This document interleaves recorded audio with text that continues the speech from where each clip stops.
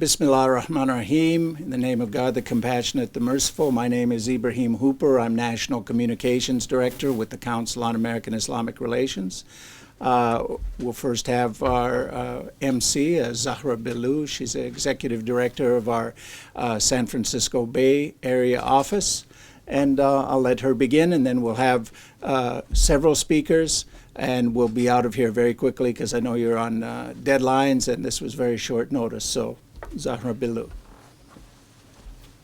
Greetings of peace. Thank you all for coming. My name is Zahra Billoo. I am the Executive Director of the San Francisco Bay Area Office of CAIR, the Council on American Islamic Relations. We're gathered here tonight to hear from several speakers who will comment on Donald Trump's recent bigoted anti-Muslim remarks. The first speaker this evening is Nihad Awad, CAIR National Executive Director. Thank you, Zahra. And thank you all for coming. Last night I was watching President Obama's speech rejecting Islamophobia, calling for national unity. I myself and millions of American Muslims were assured by the mature, responsible tone that came from the Commander-in-Chief. And of course, the President has reacted to quite few statements coming from some politicians calling for targeting the Muslim community and targeting the Islamic faith just because we're Muslim. And today, just in the afternoon, we were extremely shocked to hear Donald Trump calling for total and complete shutdown of Muslims entering the U.S. This is outrageous, coming from someone who wants to assume the highest office in the land. It is reckless and simply un-American.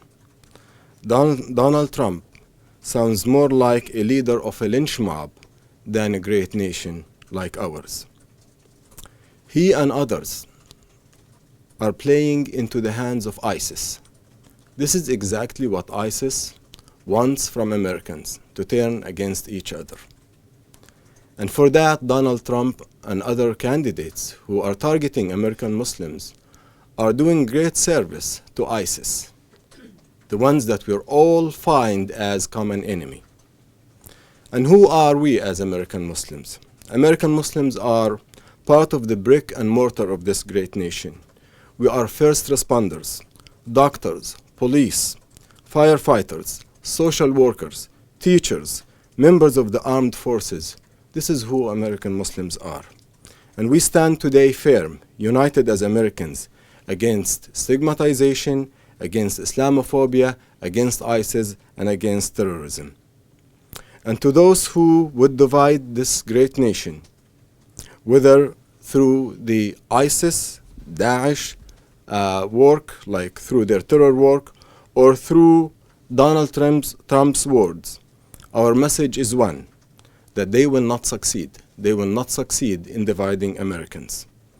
Donald Trump has made vicious and unfounded claims against the American Muslim community when he said that he saw thousands of Muslims celebrating the 9/11 attacks. Trump cannot substantiate his allegations, despite the fact that many of his supporters are calling him to say that he was right. American Muslims were weeping. American Muslims were mourning. American Muslims were among the first responders, and American Muslims also were victims on 9/11. Donald Trump should not play with the emotions of the misguided few in our nation and prey on the fear and fear-mongering. He has suggested that Muslims should be singled out for surveillance, that mosques should be closed, that American Muslims should be forced to register as part of a national database and carry special IDs. His ideas are not just unconstitutional, they are un-American. This rhetoric echoes the policies enacted by Nazi Germany against the Jews. Have we learned anything from history, Mr. Trump? These are not just words. Trump and Carson's mainstreaming of Islamophobia in the election is inciting discrimination, hate crimes, violent attacks against Muslims and mosques. This inflammatory rhetoric is putting the lives of millions of American Muslims and their children in danger. We cannot entrust our nation's safety and security to someone who lies and insists on lying when corrected by national media and researchers and historians. Since the Paris attack, CAIR has documented numerous violent attacks against mosques and American Muslims, including shootings, vandalism, bomb threats, to name a few. We call on the Republican National Committee to denounce Islamophobia and anti-Muslim rhetoric. If such hatred and bigotry is not outright rejected by the GOP, then it will be part of its legacy for many years to come. Having said all of this, we invite Donald Trump and other candidates to actually meet American Muslims. Go and visit a mosque. Meet with Muslim Americans and see that they are job creators, not just job takers. They are the ones who are building this nation like every other American. American Muslims are well educated, well positioned in our society. As I said in my earlier remarks, they are physicians, teachers, doctors, engineers, managers. They are contributing to our great nation through economic development every day. Why do you want to stigmatize them, Donald Trump? Why do you want to push them to the margin? Why do you want them, if they travel overseas, not to come back? This is not who we are as Americans. We call on the federal government, in light of all of these attacks that we see, to provide protection to the Muslim community and their institutions. And we call on our thought leaders, clergy, and political leaders to stand by the Muslim community today. This is a historic moment. We should not be led by fear, and we should not let fear-mongers win, because they play into the hands of ISIS. Thank you.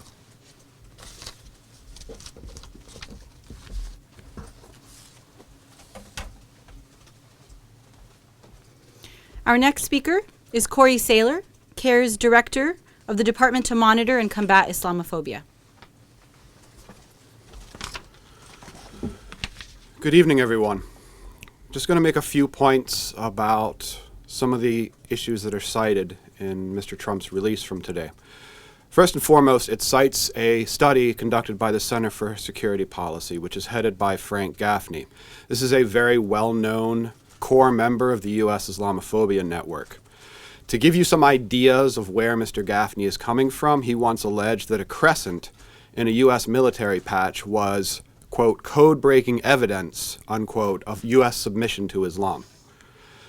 The FBI once called a Center for Security Policy report, or at least cited that it used outdated information and overstated the threat that it offered to pose. Mr. Gaffney has also called for the reinitiation of the House Un-American Activities Committee, which was the McCarthy-era committee that was discredited and cast aside and seen by history as one of the most un-American things in our nation's history. The poll itself that's being cited in Mr. Trump's release was actually looked at by Georgetown University's Bridge Initiative.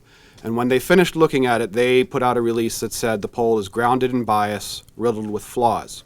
And the main thing that I want to point out to you from that review is the poll itself is what's called a non-probability-based opt-in online survey. And according to the body, this is citing Georgetown University's Bridge Initiative, according to the body that sets ethical standards for polling, which is known as the American Association for Public Opinion Research, opt-in surveys cannot be considered representative of the intended population, in this case Muslims. And it goes on to talk about the fact that the pollsters simply don't know who's answering their questions, which is part of the reason why it can't be considered representative. So we can add to that, this is going off of Center for Security Policy, the 14th Amendment says that American citizens get to return to this country.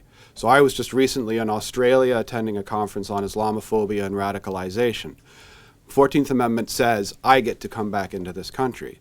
So we have Donald Trump citing a core member of the U.S. Islamophobia network, a poll that does not fit the standards set by the group that oversees polls in this country, and then also, once again, making statements that are not in line with the Constitution. Let's think about who else he's talking about excluding besides American citizens. The interpreters that helped our troops overseas, Muslims who fought alongside our troops overseas and who are the main victims of ISIS, business people coming to our country to invest their money in our different states and in our nation. He's talking about excluding all of these people from entry into our country.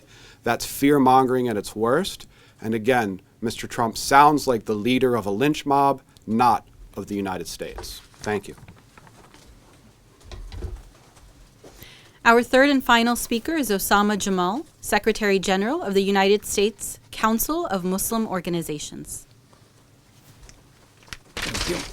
Good evening. My name is Osama Jamal, spells O-U-S-S-A-M-A. Last name is J-A-M-M-A-L. The U.S. Council of Muslim Organizations is a coalition of several national and local Muslim organizations representing hundreds of local chapters and offices and community centers and mosques and relief organizations and youth centers throughout the country. The U.S. Council is outraged by the statement of Mr. Trump. Mr. Trump's statement is outrageous because it is coming from someone who is bidding on the presidency of the United States, a post that should have and stands on the high moral values of this country, which is founded on. We are very disappointed by Mr. Trump, who continues to make such bigoted statements and remarks to advance his bid and his candidacy for the United States of America. Unfortunately, Mr. Trump does not recognize or does not want to recognize the fact that Muslims are the very victim of ISIS and the like-minded, and he wants to victimize the American Muslim community twice. Fortunately, American Muslims do not see and view America through his views, and those who stand and hold similar views as his. American Muslims look and see through the eyes of our fellow citizen Americans who flooded us with emails of support and standing with us. This is America. This is what we see.